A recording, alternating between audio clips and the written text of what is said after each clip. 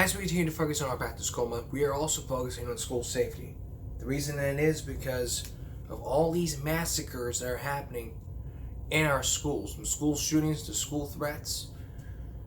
We're going to try to focus in on all those range. We've already focused in on school drills, which I have put in the safety part because it's separate.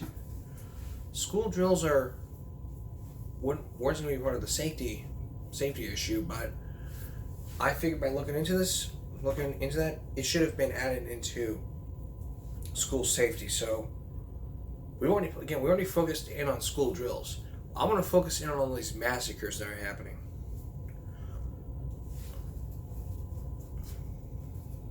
I just want to start off right away with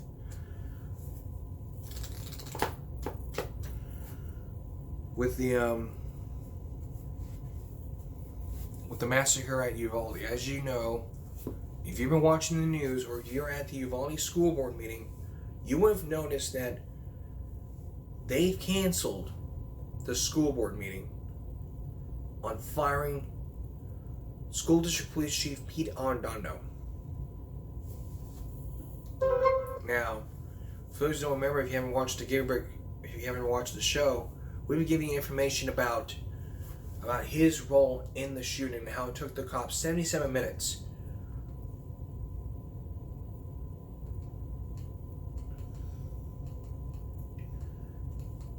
to get over there.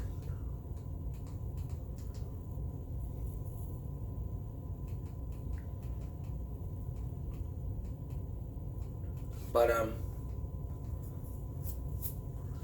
probably during that time, he was voted on the city council.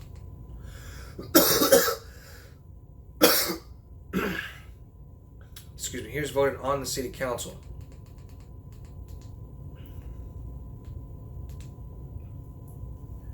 Now,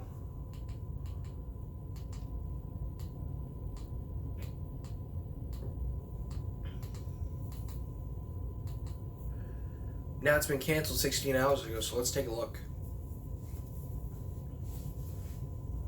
Lash pair.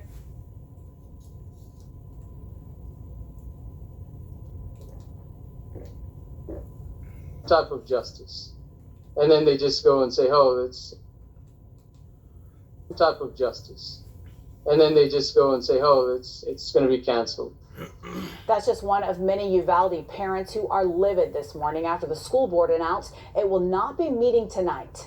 Trustees were scheduled to decide whether they'd fire District Police Chief Pete Arredondo, but last night, school administrators canceled that meeting, citing legal concerns. Well, Superintendent Hal Harold moved to fire Arredondo earlier this week, but the chief's attorney asked for a delay. Legally, Arredondo has a right to an explanation and a chance to defend himself, but parents say they've lost faith in the school district. Need to get it together, come up with a plan, and then give us the information. We have to show that we can hold them accountable. Otherwise, it's just a joke. And the embattled chief has been on leave for the last month, collecting a paycheck. According to the Uvalde Leader News, he's likely the highest salaried law enforcement official in Uvalde County. But the district says they won't pay him any longer. They won't pay him any longer, which is good. Because if you haven't watched the show, you haven't realized that he had his role in the shooting, negotiating, because he was in charge. And now the people of Uvalde are demanding answers. His attorney responded to the school district saying, hey, I don't want you discussing this until he comes forward. Which is fine. The parents may be angry, the victims' parents may be angry and all, but hey, he has a right to defend himself. You shouldn't be angry at the board. You should not be angry until he tells his side of the story. You shouldn't be saying, oh, Pete Arredondo lost our children. We should put the blame on him, this and that, blah, blah, blah, blah. I get it. You want to hang picture, you want to take a picture of his face, put it on your wall, throw darts at it until all you see is the wall. Y'all should have a chance to let him tell his side of the story with his attorney. This is all because of legal action. And that person said, we'll just get it together.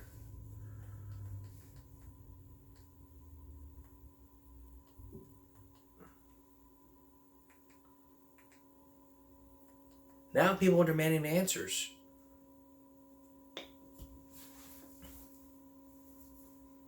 People are demanding answers.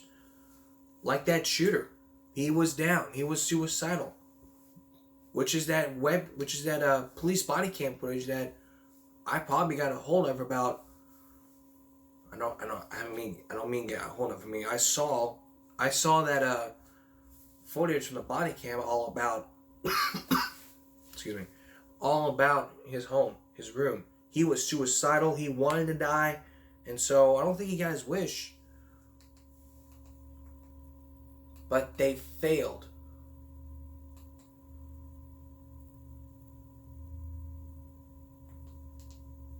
Let me take 34 seconds. Because this is a repeat. This weekend marks 2 months since 19 students and 2 teachers were killed inside Robb Elementary. The Uvalde School Board will not meet tomorrow to decide the police chief's future. This afternoon, the district canceled the special board meeting where the superintendent was recommending they fire Pete Arredondo. He's been under heavy scrutiny for his response during the Robb Elementary shooting. The district said today they have to reschedule the meeting because of, quote, due process requirements. Arredondo is on administrative leave until that meeting happens. Which is good. Alright, school safety is going to be part of our Back to School Month. Coming up, we're going to focus on the Parkland school shooter. I mean, this is all about these school shootings that happened. We're going to focus on Uvalde. We're going to focus in on the Parkland school shooter who is now in court. And we're also probably going to give you updates on Oxford, Michigan. 3 of the biggest school safety issues. As well, we're going to tell you about, give you the history, and then give you in-depth about the history of these school shootings and when the first one happened. So, don't go away. It was just almost 4 years ago in Parkland that a shooter by the name of Nicholas Cruz, who shot up a Parkland school in 2018. And for the past days, and for the past like 5 to 6 days, a lot of people have testified in the sentencing trial. So, as part of our safety, as part of this Back to School Month, we are focusing on school safety, which is school massacres that are always happening in the media. Today, more students reliving a deadly attack from 4 years ago that claimed the lives of 17 people at Marjory Stoneman Douglas High School. This testimony comes as the convicted Parkland school shooter awaits his sentence, life or death. WPTV News Channel 5's Lenny Supal joining us live tonight from the Broward County Courthouse with today's testimony. Lenny? Good evening. That road to recovery still in progress for 17 young victims who were injured in that deadly attack. So far, 16 have testified in court, facing the man who almost took their life. Survivors of a mass shooting detailing their near-death experience, escaping the relentless attack of gunfire. In court this week, they're recalling the terrifying moments, high school students fighting for their lives. He started out, since I was running, he targeted me, started shooting at me. The gunman targeting Kyle Lamont as he tried to escape, but he was struck down, a bullet shattering his ankle. It's like blood, and I'm hearing shots going off, people are screaming, and me and Tyler are terrified. I look at him, and he looks at me, I'm like, we're gonna die, what do we do? 14 children and 3 staff members died in the vicious attack. 17 others still recovering, including Anthony Borges, showing the jury the deep scars from bullet wounds. Madeline Wilford, another victim of the attack. I was shot 4 times in my right arm, my right lung, some of my ribs on my right side, and I had surgery on my abdomen. Cell phone cameras were rolling on that deadly day, families hearing their children's desperate pleas for help. But the gunman was seen covering his ears, blocking the sounds of young victims crying for help. And also tonight, we are sharing a minute-by-minute account of the gunman's path right after the shooting. Tonight at 6, we will share the chilling surveillance video, as well as an odd request he made to a student right before his arrest. Reporting live from the Broward County Courthouse tonight, Lenny Sue Paul, WPTV News Channel 5. Let me see if I can find it.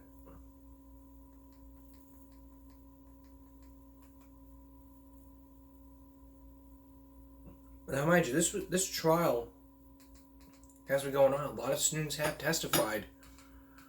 And if he's convicted, which he is convicted, he could face life in prison or death by lethal injections.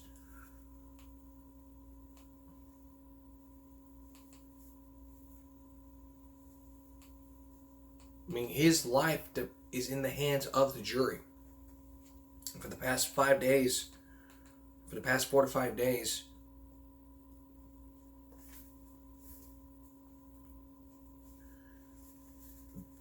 victims have been coming forward, telling their stories and all that. So, what do the medical examiners think? Now to the sentencing trial of the Parkland shooter. Another day of tough testimony as law enforcement and doctors took the stand. At times, they described disturbing and gruesome injuries that led to the deaths of 17 students and staff at Stoneman Douglas High School. CBS 4's Joan Murray joins us live inside the courtroom in Fort Lauderdale with the latest. Joan. Well, it's certainly been a very busy week for the jury. In fact, a witness is testifying as we speak. We've heard now this week from nearly 50 prosecution witnesses. Earlier, it was all about survivors in the classroom trying to stay alive. Today, it was about the aftermath. United in grief, two Parkland dads listening to difficult testimony on the 5th day of the Parkland shooter's sentencing trial. It shows me checking for vital signs on Jamie Gutenberg and the other officers covering the doors. Jamie was Fred Guttenberg's only daughter, killed in a third-floor stairwell. It's where Coral Springs detective David Alphen said he found the 14-year-old and what the mass shooter left on that February afternoon in 2018. In front of us, there is a vest and a rifle on top of it, and on the right is Jamie Gutenberg. Alphen said he helped drag shooting victim Anthony Borges to safety. On Wednesday, Borges showed the jury scars from being shot 5 times. That is me talking to Christopher Hickson. We learned from Coral Springs Police Captain Nicholas Mazzi that despite being shot and shot again, athletic director Chris Hickson, who rushed in to confront the shooter, lived long enough to provide information. The cause of death is multiple gunshot wounds. The medical examiner who performed autopsies on several students described devastating wounds. Martin Duque was shot 8 times. Do you have an opinion as to how long Martin Duque Aquiano would have lived before he would have died of these wounds? Couple of minutes. Now today, as on other days, defense attorneys did ask, they objected to prosecutors having witnesses point out identifying the shooter in court. The judge has made no ruling, but they say that since prosecutors indicated 2 years ago that they would not be doing that, they want it on record in case down the line that there is an appeal. In Fort Lauderdale, Joan Murray, CBS 4 News. And we'll bring you more into the Parkland school shooter trial as it unfolds on this broadcast. So stay tuned to the broadcast for days when we talk about the school shooters as part of our, as we deal with real issues coming up on Season 6. And possibly we're not continuing our back to school week. Month actually. When we return, we're going to be bringing more details back in Oxford. This time 3 days ago, the Washington Post reported about James General Crumley's involuntary manslaughter case. and the accused shooter is going to remain in jail pending the trial. But will he stay in jail after the trial?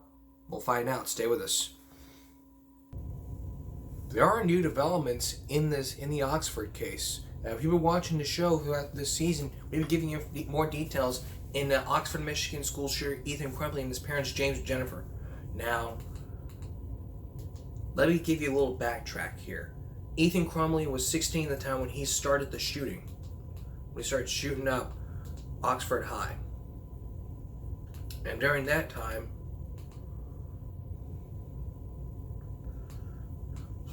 his parents were wanted. And during that, and also at the time, his parents were arrested. But lately, new evidence pops up, and drawings, and his journal.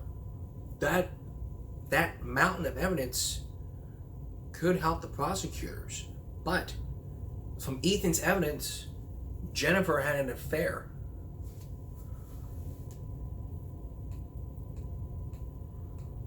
So now he still sits in jail pending his trial. According to the Washington Post, the parents of the alleged Oxford, Michigan school shooter want the state appeals court to throw out the criminal case against them, arguing that they should never have been charged because their son is the sole person responsible for killing 4 people. The attorneys for James Jennifer filed a joint motion late Monday, which is almost a week ago, to the Michigan Court of Appeals to say prosecutors overreached by charging them with 4 counts each of involuntary manslaughter when they did not participate in November 30th shooting at Oxford High School that killed 4 people and injured 7. Their son, Ethan Crumbley, is 15 at the time, is charged with murder and terrorism and massacre at the school. According to the motion, if the prosecution should directly link Mr. or Mrs. Crumbley to the mass shooting, they would be prosecuted for first-degree murder as they had directly committed the offense. However, because the prosecution cannot support such a claim, they are left attempting to fit a square peg into a round hole. But in addition to appealing the charges, the lawyers filed to bar their son's text messages, journals, and emails from evidence they should the case go to trial. Jennifer Crumbley did not respond to the school left via voicemail about his son's inappropriate search. Prosecutor said she texted her son, "LOL, I'm not mad at you. You have to learn not to get caught." Neither Oakland County prosecutor Karen McDonald's office nor the defense attorney aren't allowed to comment on the case after the presiding judge issued gag order last week. So we will never know what happened. But it begs the question of when a parent would cross the subjective line of good parenting and render himself or herself criminally liable for the independent acts of a teenager. That's what the motion reads. But there's also another case that happened in 1961 in which a man gave his car keys to a friend. He knew he was drunk and the friend later crashed, killing himself and another driver. The Michigan Supreme Court ultimately reversed the defendant's involuntary manslaughter conviction. But here's the thing. If the Michigan Court of Appeals takes no action on the motion, the couple's case will head to trial on October 24th, which is today's Sunday. Let's look at the calendar here. Today's Sunday. 1, 2, which is 3 months away. So that's on a Monday, October 24th. And during our 6th season, we will bring you up to date on that.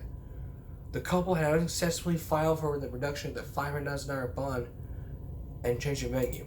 Now, what about Ethan Crumbley? The judge keeps accused Oxford shooter housed at the jail. He is charged with 24 felony offenses, including killing 4 fellow students and wounding 6 others and a teacher.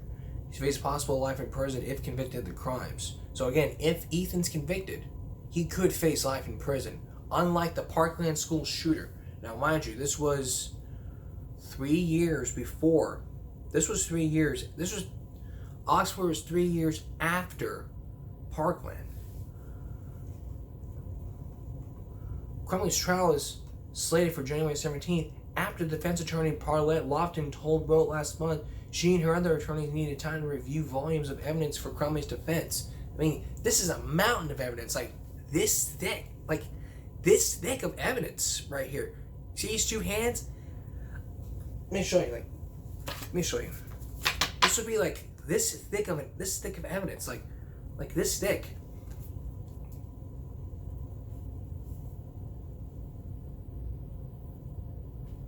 And you may be saying, well, that's not thick enough. I mean, remember, you may be saying, well, remember, there was lots of evidence, like, of his journals. You're right, there is journals, there's journals, there's affairs and all that.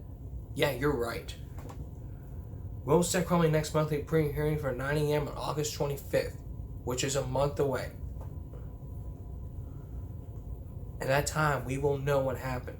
The defense attorneys have filed appeals claiming charges should be dismissed because judges abused their discretion in accepting testimony. The couple were grossly negligent in their care and supervision of their own son, who exhibited emotional problems in and outside of school. So if these people are convicted, so if Ethan's convicted again, he could face life in prison. As for the parents, we won't know until October. So the parents go to trial in October, and Ethan's next hearing is going to be August 25th, and the trial is going to be set for January.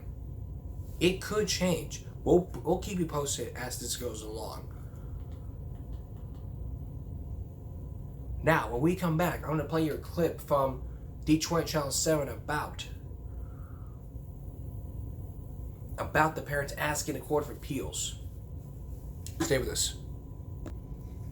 Tonight we're focusing on school safety. As part of this, we're focusing on school massacres. We've already focused on school drills because it is separate when you're dealing with school drills. You're dealing with fire drills, lockdown drills.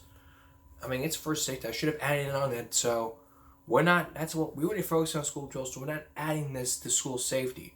We've already talked about that because I'm not doing this drills again, so we've already added it in. But we are focusing on these school massacres. We've already focused on Uvalde and Parkland. Now we're going to focus in on Oxford, Michigan. These are one of the three biggest shootings: Parkland, Oxford, and Uvalde. These massacres keep continuing in our local schools because these kids buy guns, or their parents buy their guns, because the kids are underage. Parents of the accused Oxford High School shooter are fighting a new appeal tonight. James and Jennifer Crumbley now asking the Michigan Court of Appeals to throw out the manslaughter charges against them. 7 Action News reporter Kim Russell delves into why they say they're not responsible for their son's crimes. James and Jennifer Crumbley are the first parents in the nation to be charged because their son allegedly carried out a mass shooting at his school. Now they are making the argument that they never should have been charged in the first place. 7 Action News was in Oakland County Circuit Court on June 27th when Judge Cheryl Matthews denied a motion aiming to get the case, or at least some evidence, against James and Jennifer Crumbley thrown out. Either side's going to be in a position to appeal any ruling they made. This week, the defense appealed. It argued that the parents never saw their son's journal or text messages that described mental illness, so it's irrelevant. What is our responsibility as parents from a criminal standpoint? Independent legal expert Wade Fink says the case could set new precedent impacting parents. The defense is asking the Court of Appeals to find the parents reasonably had no idea their son would allegedly shoot 11 people, killing 4 classmates, at Oxford High in November, so the charges should be thrown out. The prosecution argued that if the Crumbleys had no idea, it's because they ignored their son's pleas for help, his harming animals, and a school recommending immediate counseling, while the parents gave him access to a gun. Are the parents responsible? That's a question that's not often asked in court, is criminalizing bad parenting. And is it just that, or is it more than just bad parenting? Was it so grossly negligent that you're responsible for the murder of children? If they use a gun you gave them, it changes all of it, doesn't it? That's a fact that points to irresponsibility, right? Attorney Fink says prosecutors across the country have their eyes on this case and the arguments these parents should be charged with manslaughter before the Court of Appeals. I don't know that a lot of prosecutors would have the courage to fight against very strong lobbies, the gun lobby and others, and hold people accountable for the decisions they make regarding firearms, regarding parenting, regarding their children's mental health. That's very courageous. You know, there's some defense lawyers, and I don't necessarily disagree with them, that thinks that maybe it's an overreach. But that's why bringing the charge is courageous in the first place. Ethan Crumbley remains in custody and is expected to face trial in January on charges that include terrorism and first-degree murder. Kim Russell, 7 Action News. And remember, Ethan's parents bought him the gun before Christmas. So that receipt could have helped. So why throw out the involuntary manslaughter charges when you bought them the gun? If you would have used it for the skate shooting range, that wouldn't necessarily qualify you to be involuntary manslaughter. If you were to use that to go shoot at people, then possibly you would be in that involuntary manslaughter charge. So I don't get why these people are throwing out that charge. They claim they're good parents. You have to show them that you're good parents. If you say, well, I'm a good mother, I'm a good father, you have to prove it to the court. You have to prove it to the court. And this is one that I've learned from Dr. Phil. When somebody, let me write this out for you. I learned this from Dr. Phil.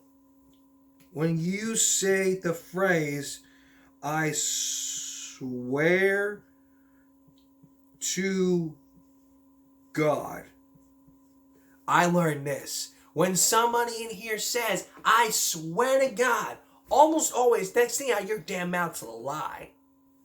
Next thing out of your mouth is a damn lie. When somebody raises up their hand and says, me and James swear to God we are good parents, almost always, next thing out of your damn mouth is a lie. It's not funny. But if the prosecution were to look at this sign and they would believe me, they might as well be having turkey jerky at the trial.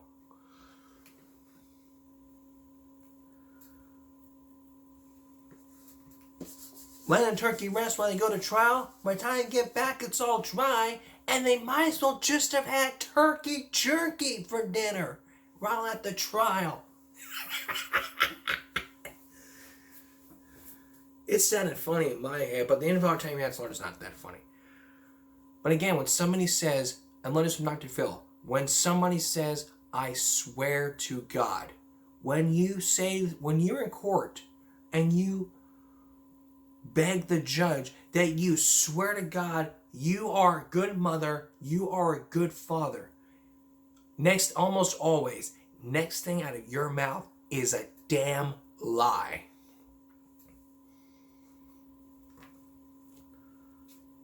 So it could depend on what these people say. So it all could depend on what the defense says, their attorneys will say. What the defense says, what the attorneys will say. We'll never know what happens until October and January. So we'll keep you posted up to date as this goes along.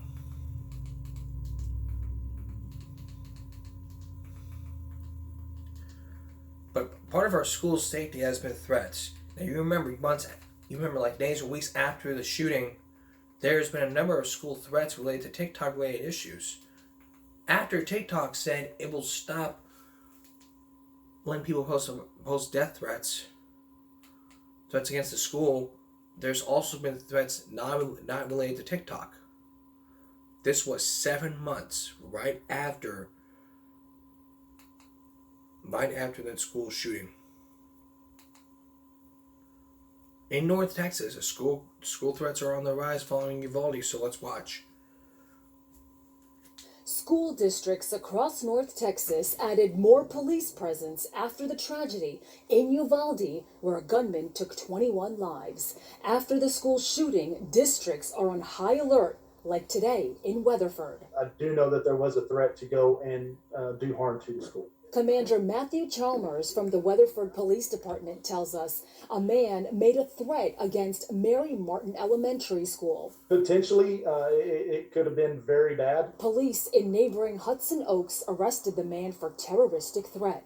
The arrest happening as children were on their way to school this morning. It wasn't directly in front of the school, but it was on the road that goes in front of the school. Police tell us it came in as an anonymous tip. I spoke to the woman who works nearby. She says a customer came in 2 days ago, made threats. She tells us she immediately notified authorities, especially knowing her daughter goes to that school. In the last 2 days alone, there were at least 4 incidents involving threats or weapons near or on campus across our area.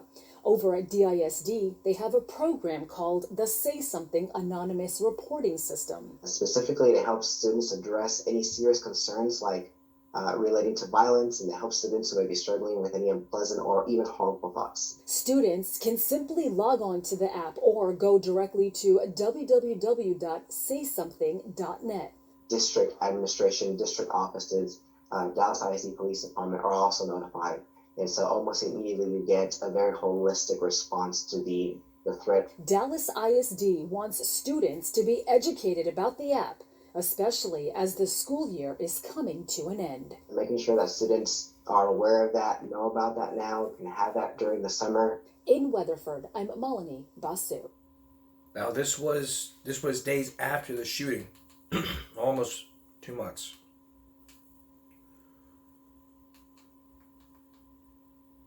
Well, in my time for one more, though, we'll flash back to several months ago after the shooting where TikTok was involved in threats. This was after Oxford. So let's take a look at this. School districts across the country were on alert today, some even canceling classes in response to vague threats of violence posted on social media. As CBS's Jeff Begays reports, police tracked down some of the threats and were quick to make arrests. In South Florida today, 3 students, ages 13 to 15, arrested for allegedly making violent threats on social media. If you think you're going to post a threat, fake or real, I can promise you, you're not only going to get out of school, because you will, but you're going to jail. In Connecticut, a 13-year-old was arrested after sharing a post warning of what he might do.